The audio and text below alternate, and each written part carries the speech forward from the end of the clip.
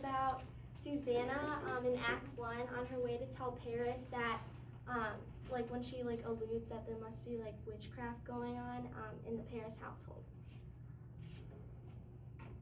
That night was a mistake. As soon as the fire was ablaze and the cauldron was boiling, I should have known. I just didn't realize how one night can change a person so much. I just wished it was for the better. I've always strived to be a good Puritan. Even though I was in the woods that night with Tituba, I've always been a faithful woman. But not Abby. To her, this is all just one big joke. I made my way from the doctor's office to Paris's house. My plan was to say nothing but the truth. The diagnosis was this. Betty had smallpox. It had been circling around Salem in recent days, and she caught it.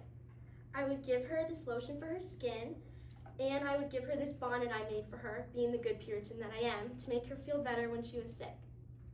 But as I made my way through the woods, a figure approached me. It was Abby. I looked into her cold, dark eyes, and I knew what she was going to say before she even said it. She tried to reason with me.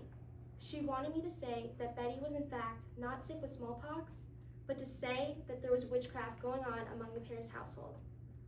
But I couldn't do it. She told me it was the only way she'd get Proctor all to herself and have Elizabeth thrown in jail for good. But I couldn't. Then she tried to bribe me with money. She knew I was struggling to have enough food, and I really could use the money. It's not like the doctor paid me to act as a nurse. It was just seen as simple charity work. I couldn't do it. I wouldn't.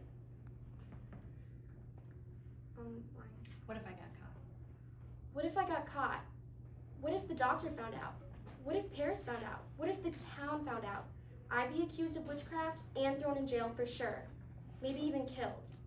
I just couldn't. As I was about to tell Abby this, I looked into her eyes one last time, and I realized the power she held. She could destroy me just as much as the men in this town could. But the difference was, if I went along with Abby's plan, I'd have a greater chance at making it out alive than if I didn't. So I told her I would, and a great big smirk came across her face, and it made me sick to my stomach how much joy could come from hurting another person in one's own town. So I left Abby and I began my walk back to Paris's house, this time with a different message. A message that would change myself and all of Salem forever.